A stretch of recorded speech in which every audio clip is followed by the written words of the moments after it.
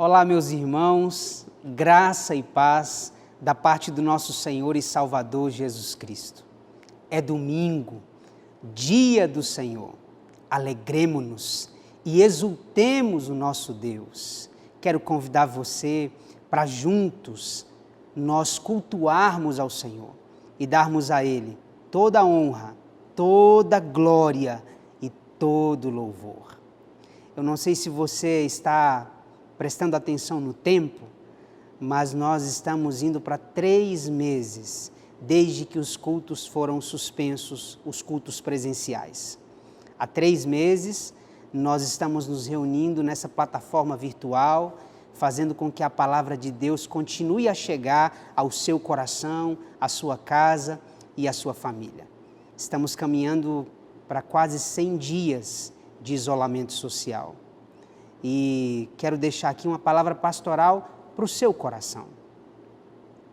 Reanime-se no Senhor. Reanime-se em Deus. Deus está contigo. Não tenha dúvidas disso. O Senhor nosso Deus é o teu refúgio, é a tua fortaleza. Ele é socorro bem presente na hora da angústia e da tribulação. 3 meses se passaram e eu tenho absoluta certeza que o sol da justiça, há de brilhar sobre as nossas vidas e um tempo novo virá sobre as nossas vidas, sobre as nossas famílias, sobre a igreja do Senhor. Deus há de trazer cura e restauração ao seu povo. Bom, meus irmãos, eu gostaria de introduzir o nosso culto lendo uma palavra de Deus para o seu coração. Isaías capítulo 43, o texto diz assim: mas agora, assim diz o Senhor que te criou, ó Jacó, que te formou, ó Israel, não temas, porque eu te remi, chamei-te pelo teu nome, tu és meu. Quando passares pelas águas, eu serei contigo. Quando pelos rios, eles não te submergirão. Quando passares pelo fogo, não te queimarás, e nem a chama arderá em ti, porque eu sou o Senhor teu Deus, o Santo de Israel, o teu Salvador. Aleluia! Que palavra inspiradora para o nosso coração. Que palavra que traz vida e fé para o nosso coração. Nós pertencemos ao Senhor, nós somos dele. Nossas vidas e as nossas famílias estão sob os cuidados da sua poderosa mão. Então escute bem, meu irmão, minha irmã, ainda que você atravesse dias difíceis, como de fato tem atravessado, ainda nestes dias, Deus há de te livrar. A poderosa mão dele há de te guardar e de te proteger. Veja que o que esse texto está dizendo não é que nós passaremos incólumes ou seremos poupados. Não, esse texto diz, ainda que tivermos que atravessar situações difíceis, nós o faremos com Deus, na presença do Senhor e contando com o auxílio divino. É exatamente isso que estamos vivenciando, atravessando dias difíceis, de grandes dificuldades, mas na certeza de que o Senhor está conosco. Nós não estamos sozinhos, Deus está conosco. E é esta certeza que nos leva a continuar caminhando e seguindo adiante. Bom, diante da leitura deste texto tão inspirador, este texto que traz tanto encorajamento ao nosso coração, quero convidar você a orar. Quero convidar você a clamar a presença de Deus, para que o Senhor se manifeste aí na sua casa. Lembre-se disso. O lugar onde você está agora, a sua casa, se transformou num santuário, um altar ao Senhor está sendo erigido aí na sua casa. Portanto, você vai invocar a presença de Deus. E Deus, do seu santo e bendito trono, há de manifestar a presença dEle aí na sua casa. Portanto, vamos orar juntos, para que Deus nos visite de maneira sobrenatural. Pai, nós te damos graças esta noite. Que privilégio nosso, privilégio que a igreja tem de atravessar estes dias na certeza de que não estamos sozinhos, porque o Senhor está conosco, o Deus de Jacó é o nosso refúgio. Deus, como isso faz bem ao nosso coração, como a nossa alma é nutrida e alimentada por estas verdades benditas que nos asseguram esta certeza. Conforta e consola o coração da igreja, fortalece, Senhor, aquele que está abatido, reanima, ó Deus, aquele que está prostrado. Em nome de Jesus, temos a certeza e a convicção em nosso coração de que o Senhor está nos guardando, nos protegendo e nos dando vitória dia após dia na Tua presença. Portanto, ó Deus, a minha oração é para que os céus estejam abertos sobre a casa de cada um dos meus irmãos e que o Teu santo, bendito e poderoso Espírito se manifeste em cada lar, em cada família. Ó Deus, visita o Teu povo nesta noite e alimenta-nos com a Tua palavra para que sejamos fortalecidos, revigorados no Senhor e na força do Teu poder. Abençoa as nossas vidas, é o que nós Te suplicamos nesta noite. Em nome de Jesus e por amor a Jesus. Amém. Meus irmãos, chegou a hora de nós abrirmos os nossos lábios e rompermos em cânticos e louvores ao nosso Deus. Aproveite esse momento para você derramar a sua alma diante do Senhor e adorá-lo e bendizê-lo e exaltá-lo, porque Deus é digno de todo louvor e de toda adoração. O povo de Deus não precisa de circunstâncias favoráveis para louvar e engrandecer o Senhor. A Escritura tem nos ensinado que nós precisamos louvar o nome do Senhor em toda e qualquer situação. Portanto, convido você, neste momento, para que você se entregue ao Senhor em louvor e adoração e que o seu coração esteja completamente voltado para Ele, inclinado para Ele. Derrame a sua alma diante do Senhor e adore-o com toda a sua força, com todo o seu entendimento e com todo o seu coração. Vamos louvar o nosso Deus.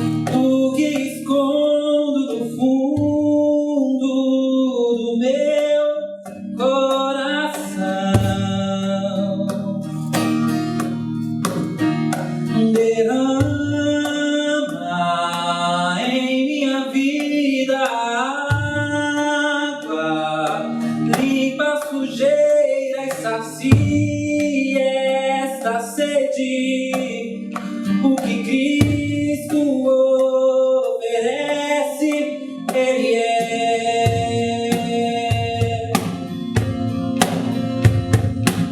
O escuro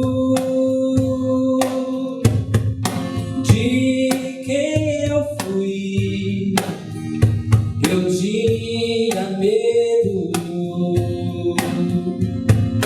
Veio Cristo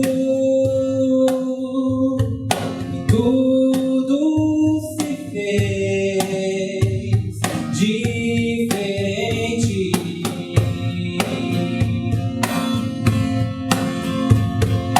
Ele enxerga o que vejo no escuro, o que escondo do mundo no meu coração, e espalha o barro que ainda faltava. Abre a janela pra luz me encontrar, o que Cristo oferece, Ele é luz do mundo, água viva. Cristo, Ele é Cristo, Ele é Cristo.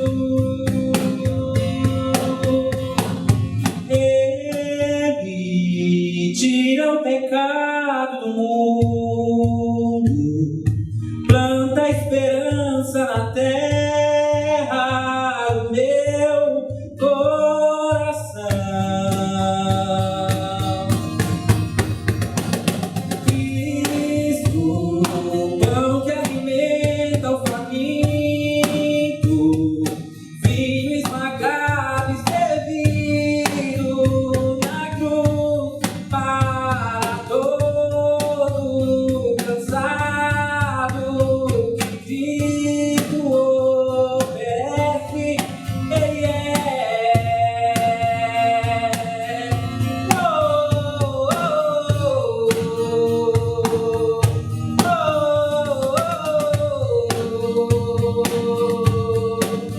o que Cristo oferece, Ele é.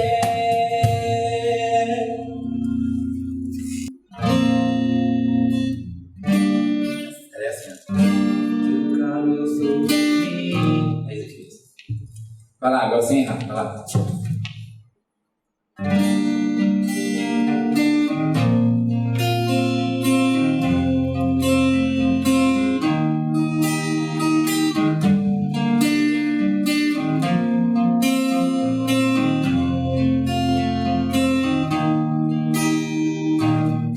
Teu calor sobre mim é como o sol, quando insiste em me acordar, como esses montes ao meu redor. Tu és a minha muralha, a perfeição da criação, manifesta o teu esplendor.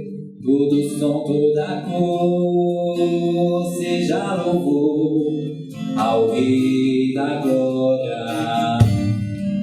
Quem é este Rei da Glória? O Senhor dos Exércitos, poderoso nas batalhas, Ele é o Rei da Glória.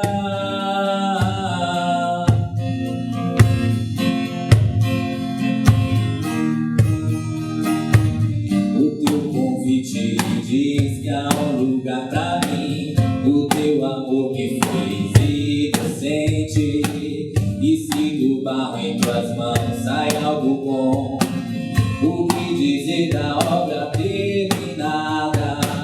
Esse prazer que tu tens em mim me dá prazer em te deixar contente. Meu tempo é hoje, não está longe, o dia que será pra sempre.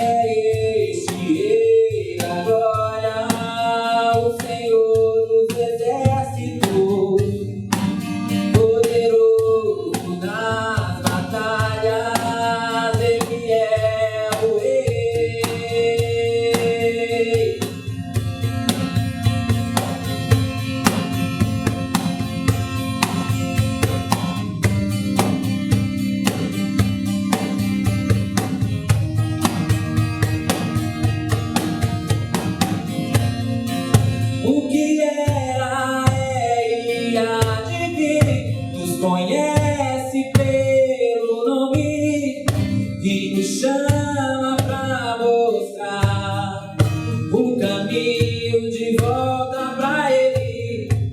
O que era é e há de vir. Nos conhece pelo nome e nos chama pra mostrar o caminho de volta pra Ele. O que era é e há de vir. Nos conhece pelo nome e nos chama pra mostrar o caminho de volta pra Ele.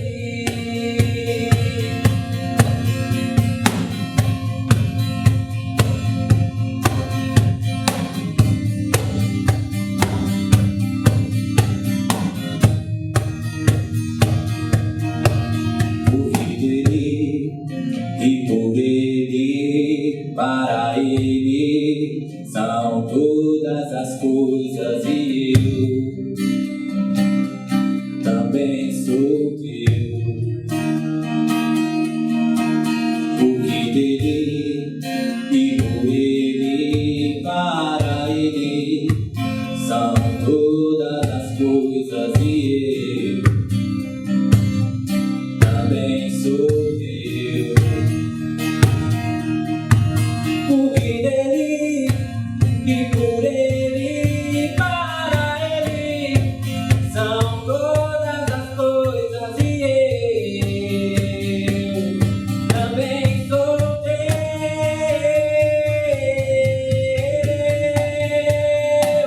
O que era é e há de vir.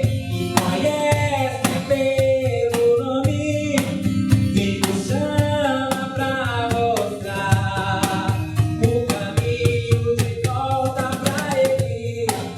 O que era e há de vir. Nos conhece pelo nome e nos chama pra mostrar o caminho de volta pra Ele.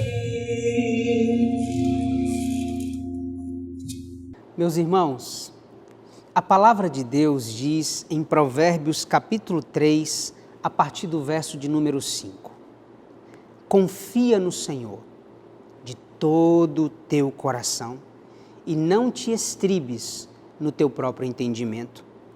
Reconhece-o em todos os teus caminhos e Ele endireitará as tuas veredas. Não seja sábio aos teus próprios olhos. Teme ao Senhor e aparta-te do mal. Será isto saúde para o teu corpo e refrigério para os teus ossos. Honra ao Senhor com os teus bens e com as primícias de toda a tua renda, e se encherão fartamente os teus celeiros e transbordarão de vinho os teus lagares. Meus irmãos, há uma série de conselhos e recomendações que o sábio Salomão nos traz aqui no capítulo de número 3. E um dos conselhos, uma das orientações que ele traz ao povo de Deus é quanto à fidelidade. Salomão nos fala sobre a importância de ofertarmos a Deus com as primícias de toda a nossa renda. Esta palavra primícia, irmãos, representa muito mais do que um conceito, é um princípio na Escritura. Nós não podemos dar a Deus as nossas sobras. Precisamos entender que tudo o que temos não é nosso, pertence a Ele e deve ser usado para a glória dEle. Portanto, diante desse universo que está ao seu alcance, diante desse 100% que você tem, a Escritura nos traz como ensinamento que você deve dar ao Senhor a 10ª da sua renda.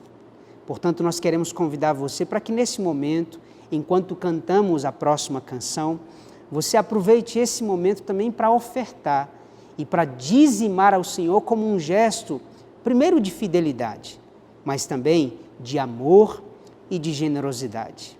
Lembre-se disso, meus irmãos, lembrem-se disso.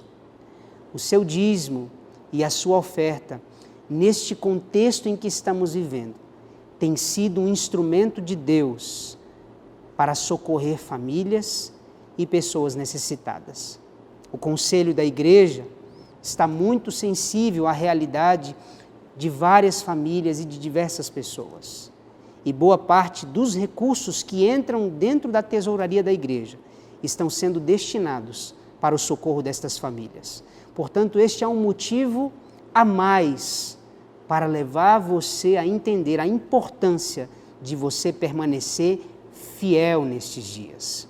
Bom, nós estamos disponibilizando aqui as contas da igreja e queríamos desafiar você para que você usasse o seu aplicativo no celular para fazer uma transferência bancária e utilizasse esse momento para dizimar e também para ofertar. Há uma promessa de Deus aqui nesse texto. A Bíblia diz que quando nós assim fazemos, veja o que diz o texto: se encherão fartamente os teus celeiros e transbordarão de vinho os teus lagares. Há uma promessa de que Deus fará superabundar a nossa despensa. Portanto, quero convidar você para que de maneira amorosa, desprendida, generosa e, sobretudo, como um gesto de fidelidade, que você dizime e oferte nesse momento. Do meu coração, tudo que há em mim, entrego meu viver, por amor a ti, meu rei. Os sonhos reflate, os meus direitos dou, o puro vou trocar pela vida do Senhor.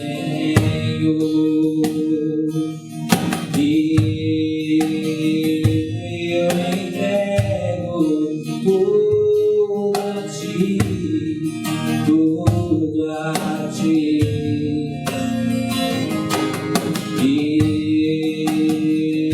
Eu entrego tudo a ti, tudo a ti.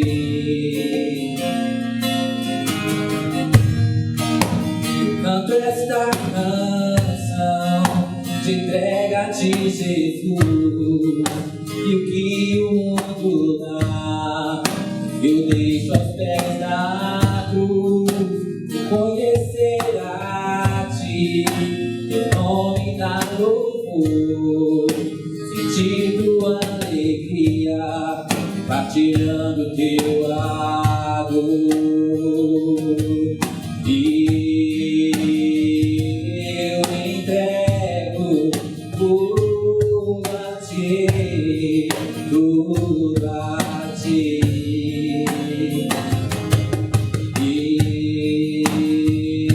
Eu entrego tudo a ti, tudo a ti. Do meu coração, tudo que há em mim, entrego meu viver, por amor a ti, meu rei. Os sonhos reflate, os meus direitos dou, o puro vou trocar pela vida do Senhor.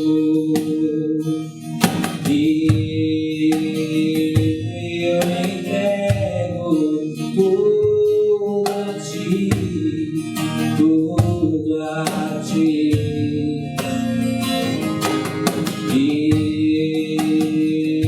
Eu entrego tudo a ti, tudo a ti.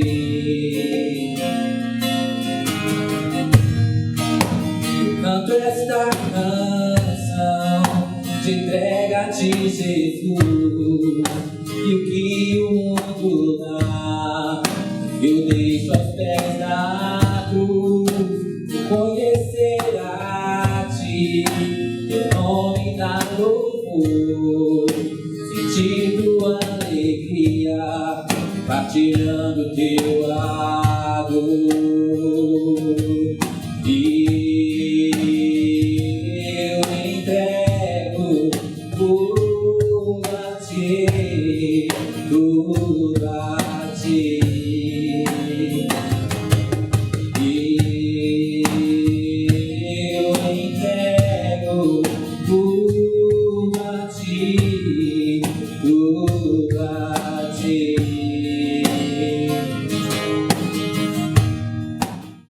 Meus irmãos, chegou o momento mais importante do culto. Deus nos falará, não tenho dúvidas disso. E Ele o fará por meio da exposição da palavra.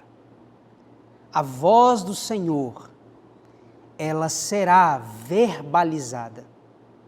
Portanto, fique atento a tudo quanto Deus deseja falar com você.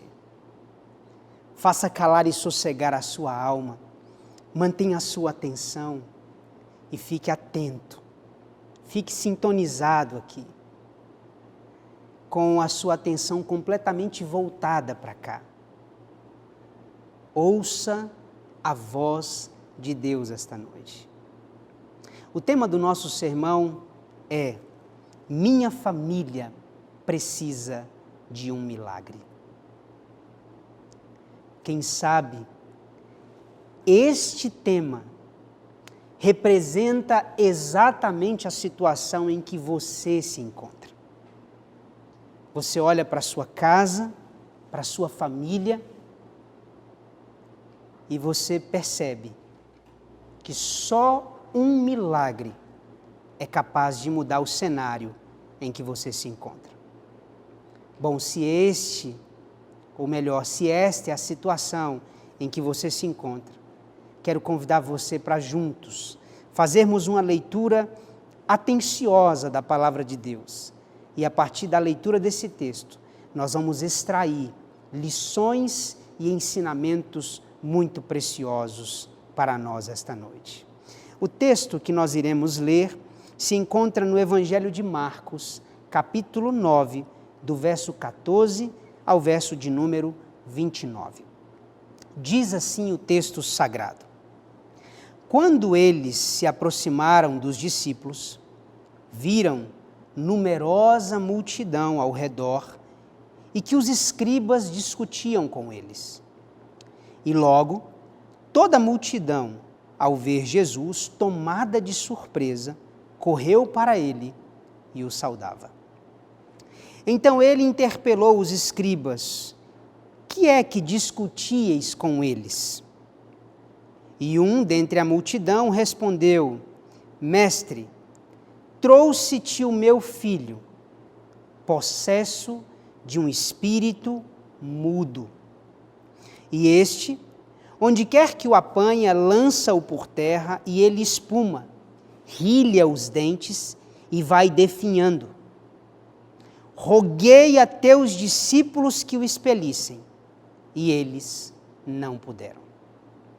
Então Jesus lhes disse: ó geração incrédula, até quando estarei convosco? Até quando vos sofrerei? Trazei-mo. E trouxeram-lhe. Quando ele viu a Jesus, o espírito imediatamente o agitou com violência, e caindo ele por terra, revolvia-se espumando. Perguntou Jesus ao pai do menino: há quanto tempo isto lhe sucede? Desde a infância, respondeu. E muitas vezes o tem lançado no fogo e na água para o matar. Mas se tu podes alguma coisa, tem compaixão de nós e ajuda-nos. Ao que lhe respondeu Jesus: se podes, tudo é possível ao que crê. E imediatamente o pai do menino exclamou com lágrimas: eu creio, ajuda-me na minha falta de fé. Vendo Jesus que a multidão concorria, repreendeu o espírito imundo, dizendo-lhe: espírito mudo e surdo, eu te ordeno, sai deste jovem e nunca mais tornes a ele. E ele, clamando e agitando muito, saiu, deixando-o como se estivera morto, a ponto de muitos dizerem, morreu.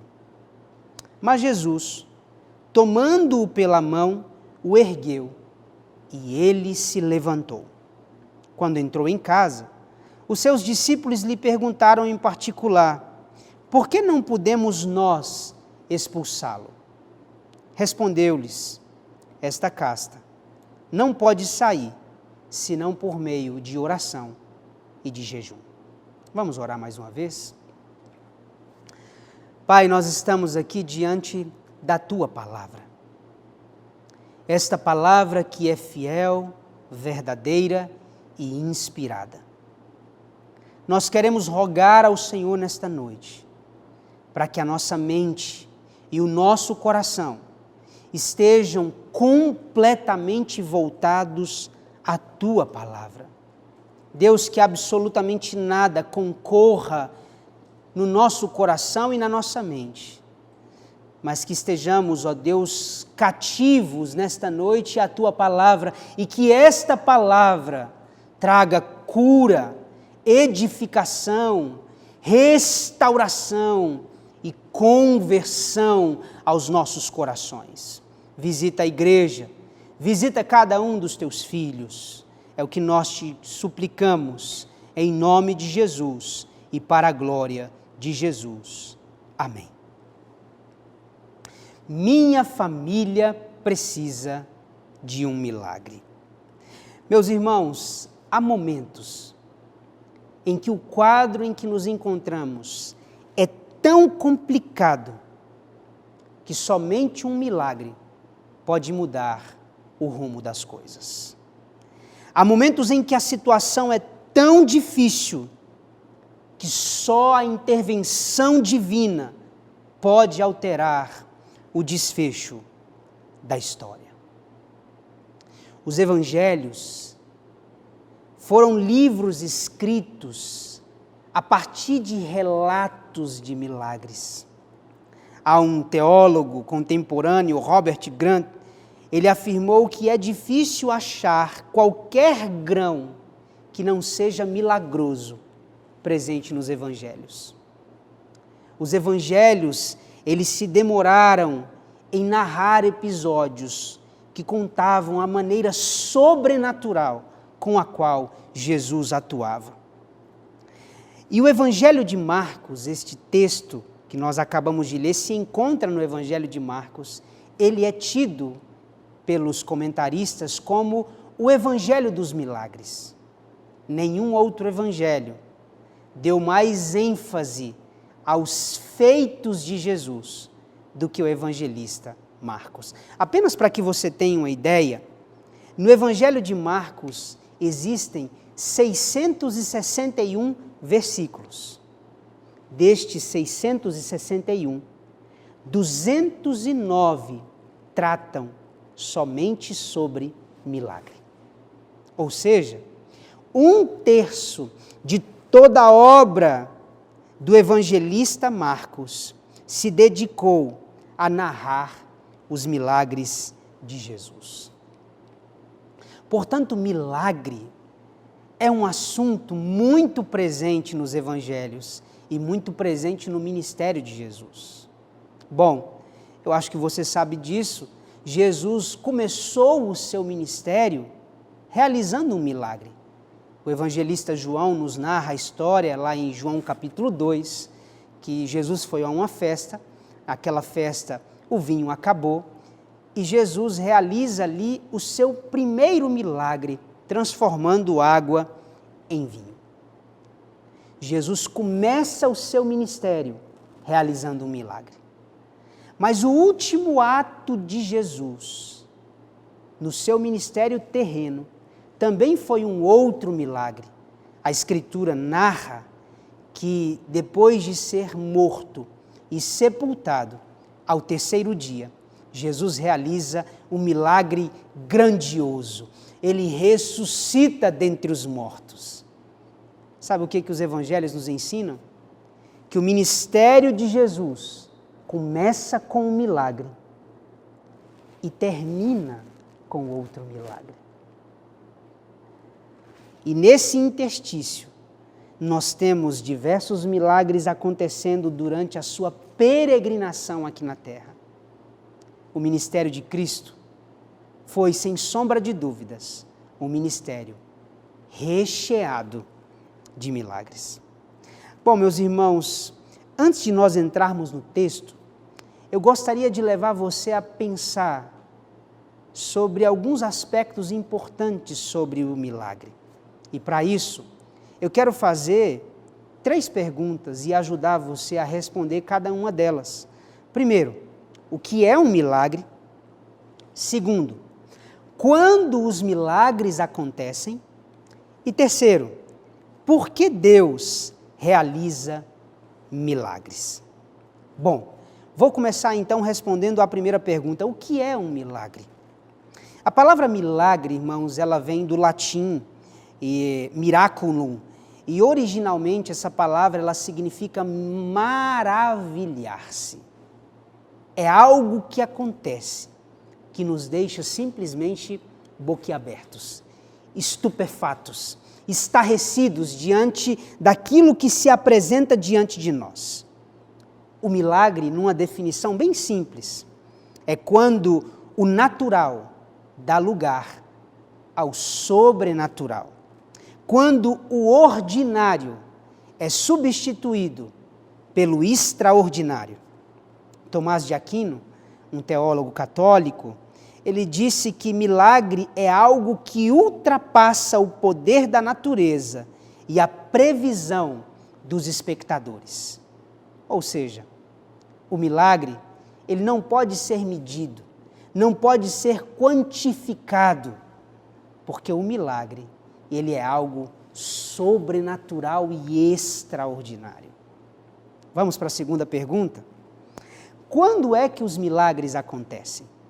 Bom, os milagres eles são diversos e não há uma fórmula específica. Não existe uma receita que nós podemos seguir a receita e se fizermos exatamente daquela maneira, o milagre vai acontecer. Se você for para os evangelhos, por exemplo, algumas pessoas foram curadas porque tinham fé. Outras foram curadas apesar de não terem fé. Algumas pessoas foram curadas porque foram merecedoras diante daquilo que fizeram diante de Jesus. Outras pessoas, mesmo sem merecer, alcançaram o favor e a graça de Deus. Portanto, não há uma receita que pode ser seguida. No entanto, irmãos, há um elemento que está presente em todos os milagres que aconteceram. Que elemento é esse, pastor? O milagre sempre acontece no momento de crise. Sempre. Se você fizer uma leitura cuidadosa das Escrituras, você vai perceber que a intervenção divina, Deus estende o seu braço de poder para curar e operar milagres, quando a crise se instaura, quando o problema é irreversível, quando a situação ela já escapou da possibilidade humana de solucionar. A crise, irmãos, é o campo fértil onde o milagre de Deus floresce. Portanto, eu gostaria de responder essa pergunta, quando os milagres acontecem, com 3 respostas. Primeiro, milagres acontecem em momentos de profunda crise. Segundo, milagres acontecem quando não há saída, quando todas as tentativas restaram infrutíferas. Terceiro, milagres acontecem quando se esgotam todas as possibilidades. Bom, vamos agora para a nossa terceira pergunta.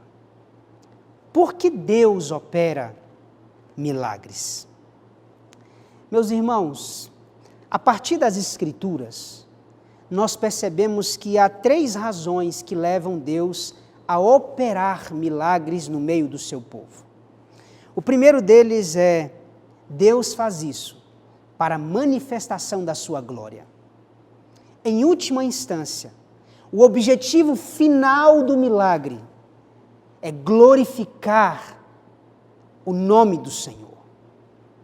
Deus opera sinais e maravilhas para que o seu nome seja glorificado, bendito e exaltado. Mas essa não é a única razão que leva Deus a operar milagres. A Escritura também diz que alguns milagres eles foram operados para despertar a fé das pessoas. Conquanto o milagre não seja o sólido fundamento sobre o qual a nossa fé se baseia, a operação de um milagre faz com que a fé das pessoas sejam aguçadas. Deus opera milagres para que a fé de seus filhos sejam despertadas. Mas há uma terceira razão que leva o Senhor a operar milagres também. Compaixão. Muitos dos milagres que Jesus realizou e que Deus realizou foi por pura compaixão diante do sofrimento que estava posto diante deles.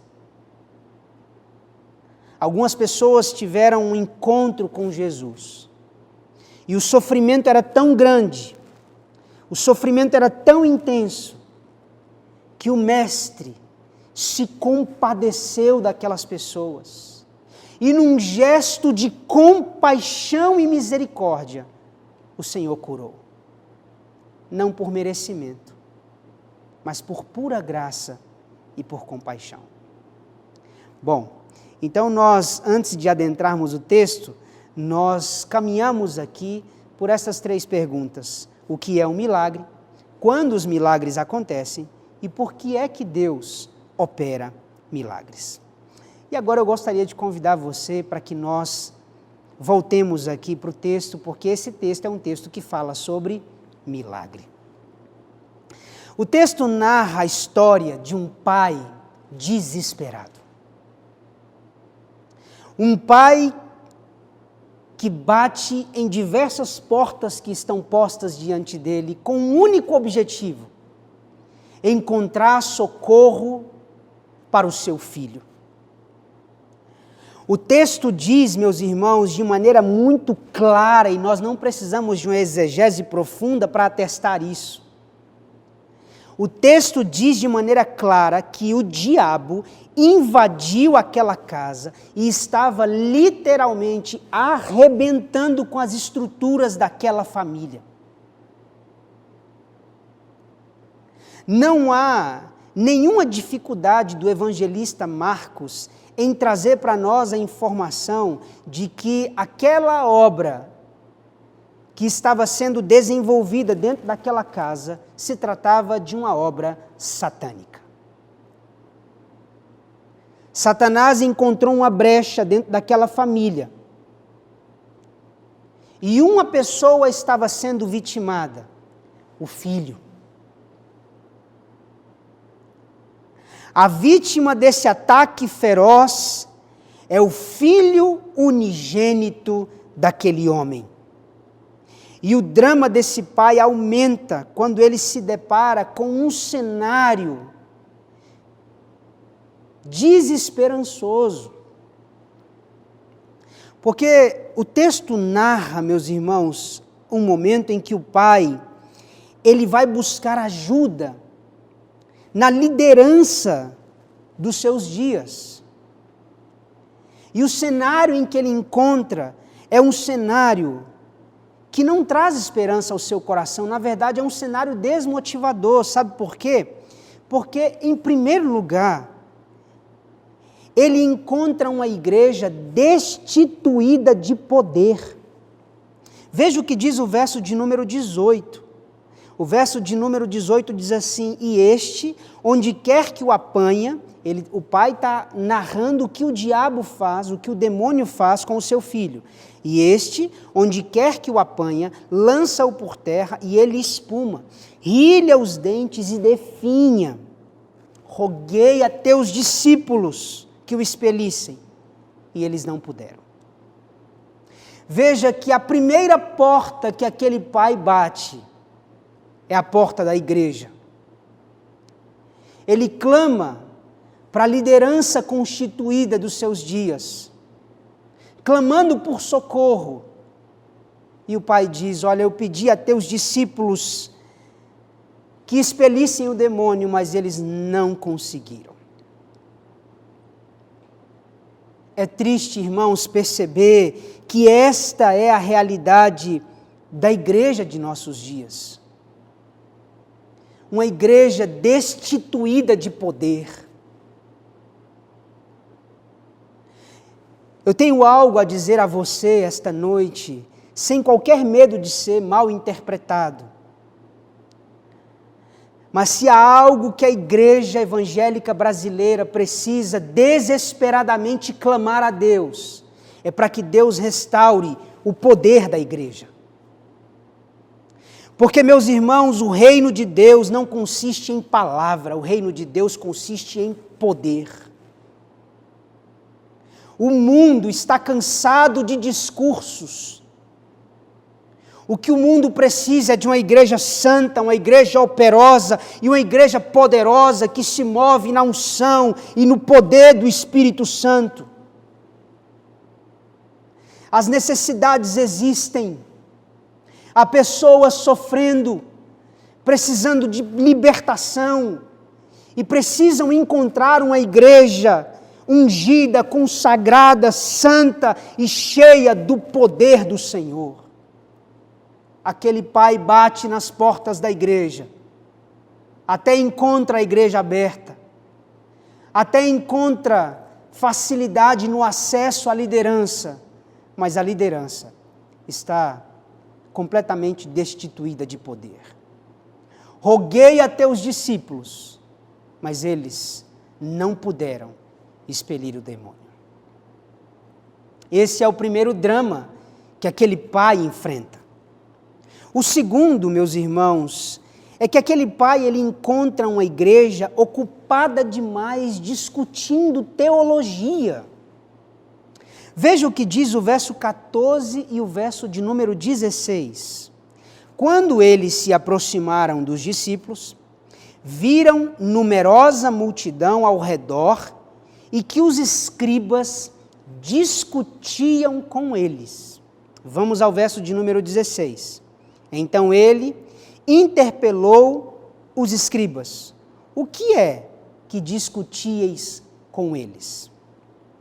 Vejam vocês o seguinte: os discípulos, irmãos, estavam envolvidos numa discussão interminável com os escribas. Eles estavam literalmente perdendo tempo falando enquanto deveriam estar fazendo.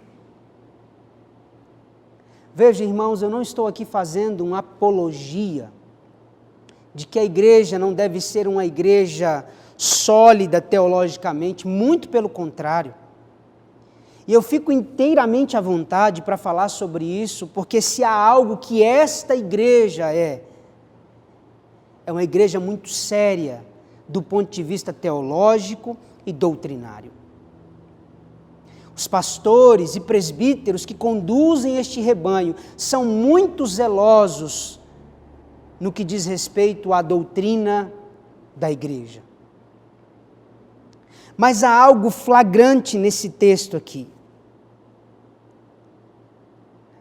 O que esse texto está dizendo é que os discípulos estavam gastando toda a sua energia discutindo teologia enquanto as pessoas padeciam. Enquanto as pessoas estavam endemoniadas, carecendo de oração, de libertação. Meus irmãos, discutir muitas vezes é saudável e necessário, mas passar o tempo todo discutindo é uma estratégia do diabo para nos manter fora da linha de batalha. Este é o segundo drama que o pai encontra. Além de encontrar uma igreja destituída de poder, encontra uma igreja ocupada demais discutindo teologia. Estudamos teologia, mas não nos esqueçamos que toda base teológica precisa desembocar em ações práticas, sob pena de sermos encontrados cheios de teologia, mas vazios de uma vida. O terceiro drama, irmãos, que esse pai encontra, ele encontra também uma igreja desprovida de discernimento espiritual. Veja o que diz o verso 28 e o verso 29. Quando entrou em casa, os seus discípulos lhe perguntaram, em particular, por que não podemos nós expulsá-lo? Respondeu-lhes, esta casta não pode sair, senão por meio de oração e de jejum. Vejam vocês, irmãos, que os discípulos não estavam percebendo que aquela batalha espiritual que estavam travando era uma batalha com dimensões maiores. Faltava-lhes discernimento. Jesus aponta um caminho extremamente necessário, o caminho do jejum e o caminho da oração. Os discípulos tentaram orar, tentaram expulsar, mas não compreenderam o motivo pelo qual foram fracassados, porque lhes faltava discernimento espiritual. Aquele pai se depara com uma triste realidade. A igreja estava fraca, estéril e inoperante. Aquele lugar que deveria ser um lugar de cura e de milagres, havia se transformado apenas numa tenda de debates teológicos. O lugar que deveria ser um lugar de transformação e vida, passou a ser um lugar de mero ajuntamento e de contendas. Esta realidade, irmãos, precisa nos fazer tremer diante de Deus. Eu fico a pensar, se o raio-x desta igreja aqui não representa o raio-x real da nossa própria realidade hoje. Uma igreja destituída de poder. Uma igreja ocupada demais discutindo teologia. E uma igreja que não tem discernimento espiritual. Se há algo que nós precisamos fazer neste momento, é colocarmos a nossa boca no pó e clamarmos a Deus por graça e por misericórdia. Porque o mundo precisa, irmãos, de uma igreja operosa, poderosa. Como bem disse A.W. Tozer, fiz essa citação alguns domingos atrás, o mundo assustado precisa de uma igreja corajosa. Nós estamos inseridos num contexto hoje de medo, de pavor. As pessoas estão batendo em várias portas, procurando respostas, ajuda, socorro. E a igreja precisa se apresentar nesse momento, não como uma resposta, mas como a resposta, porque nós temos a resposta, Cristo Jesus. Bom, meus irmãos, tendo dito isto, eu quero convidar você para que nós pensemos um pouquinho sobre qual foi o caminho que esse pai percorreu para alcançar o milagre. Lembrem-se vocês do tema do sermão. Minha família precisa de um milagre. Nós encontramos aqui nesse texto uma família. protagonizada por um pai que não medirá esforços até encontrar a cura e a restauração do seu filho e da sua família. Qual foi o caminho que esse pai percorreu para alcançar o milagre? Bom, meus irmãos, quero convidar você para que nós leiamos juntos aqui o verso de número 17. Porque o verso de número 17 nos aponta o primeiro caminho que ele percorreu. O verso diz assim: E dentre a multidão, respondeu: Mestre, trouxe-te o meu filho, possesso de um espírito mudo. O primeiro caminho trilhado por aquele pai foi o caminho da perseverança. Vejam vocês, irmãos, que aquele pai pediu ajuda aos escribas, não encontrou resposta. Pediu ajuda aos discípulos de Jesus, foi frustrado em sua tentativa, mas o texto diz que ele finalmente está diante do próprio Cristo. Sua primeira tentativa foi frustrada, sua segunda tentativa foi frustrada, mas ele perseverou na tentativa de levar o seu filho até Jesus. Se a sua família precisa de um milagre, persevere.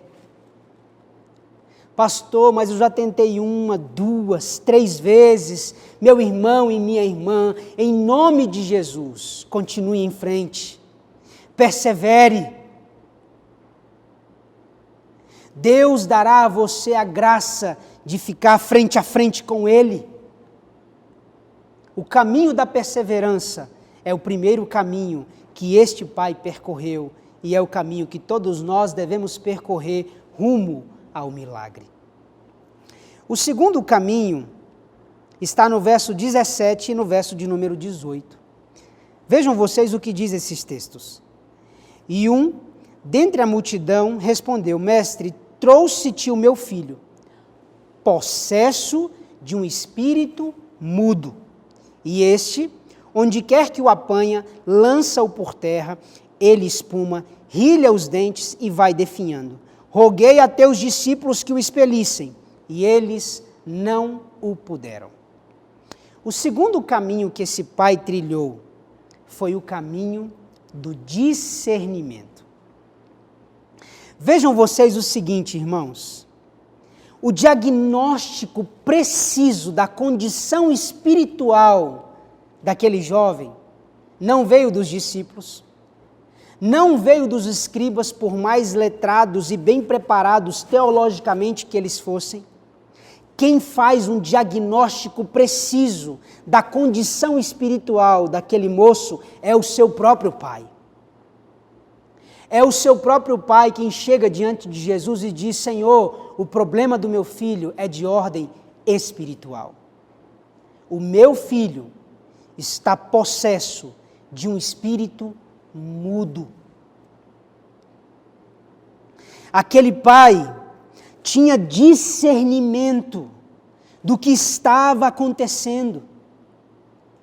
Aquele pai percebia a sua leitura espiritual das coisas, estava perfeita, estava correta.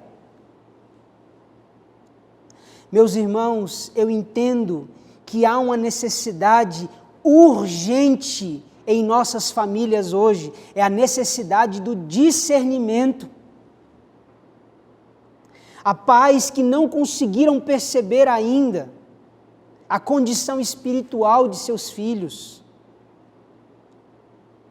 Há pais que não perceberam que seus filhos estão aprisionados por Satanás. Não perceberam ainda que Satanás fez de seus filhos vítimas, que seus filhos se tornaram cativos das obras das trevas.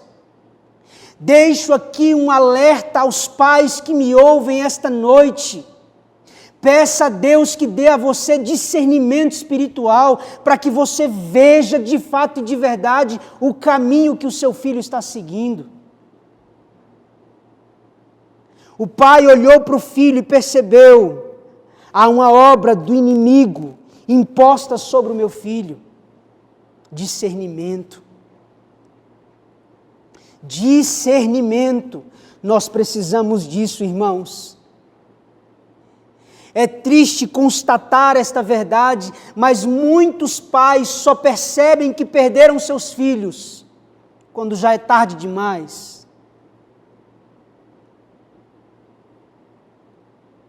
Muitos pais não acordaram ainda para a realidade de que sorrateiramente o diabo está levando aos poucos os seus filhos para o caminho da perdição. Ei, meu irmão, é hora de você acordar.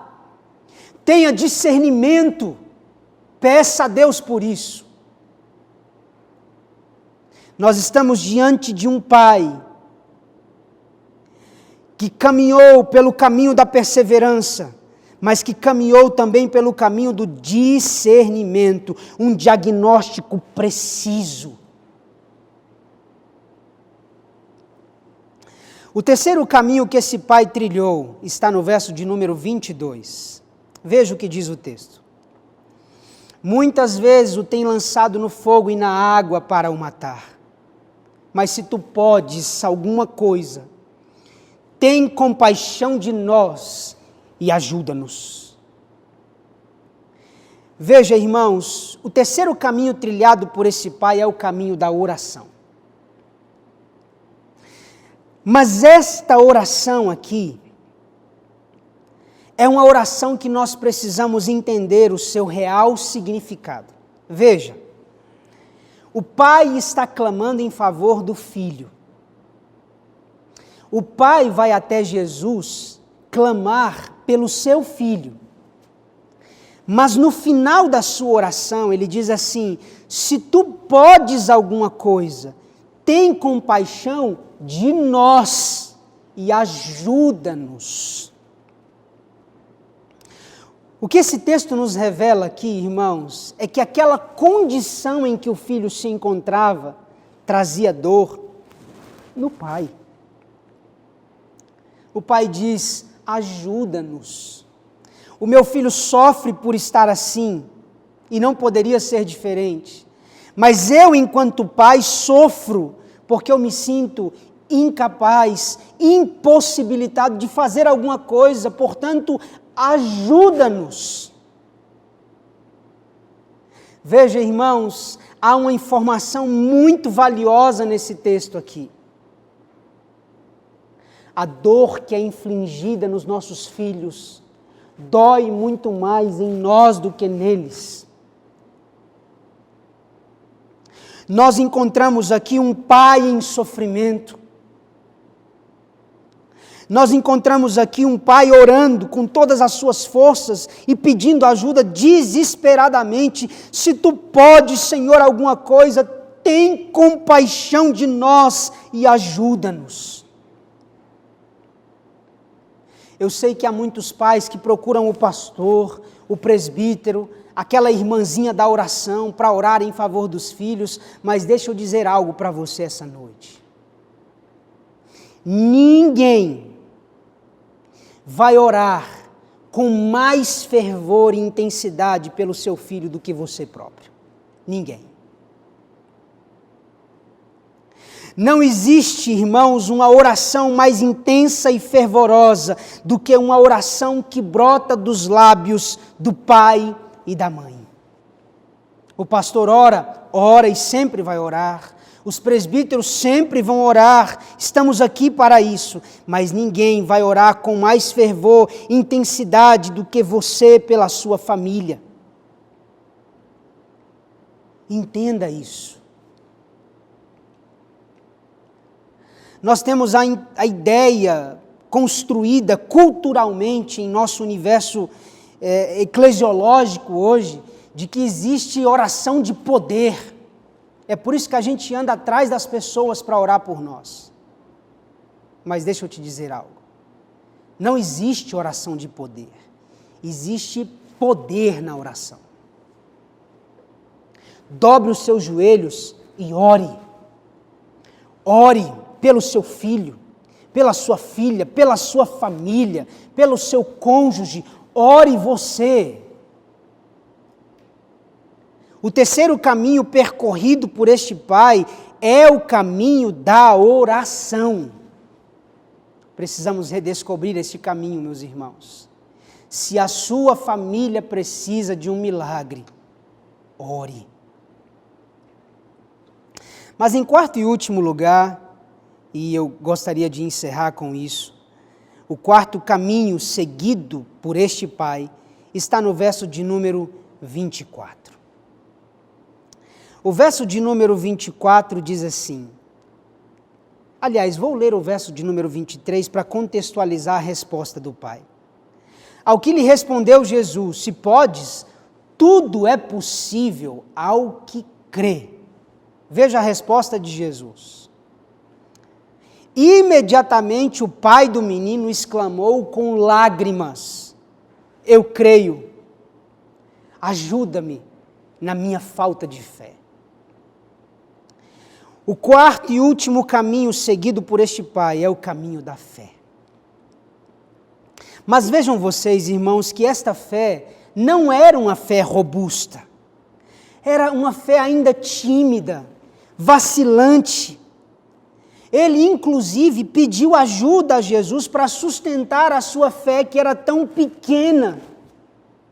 Jesus disse, tudo é possível ao que crê. Ele diz, imediatamente ele diz, eu creio, Senhor, mas ajuda-me na minha falta de fé. Deus não precisa de uma fé grandiosa. Deus precisa que haja no seu coração fé, a ponto de crer que Ele tem todo o poder nos céus e na terra. Deixa o resto com Ele, apenas creia. É isso que Jesus está falando para aquele pai. Deus não depende da sua fé para operar milagres. Mas é importante que você creia.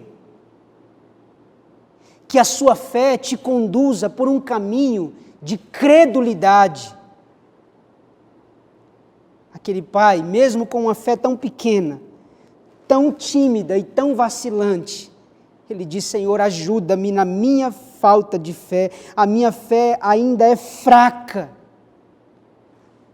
E Jesus se compadeceu daquele homem, se compadeceu da realidade do seu próprio filho, estendeu a sua mão e operou um milagre poderoso. Sabe o que aconteceu no final?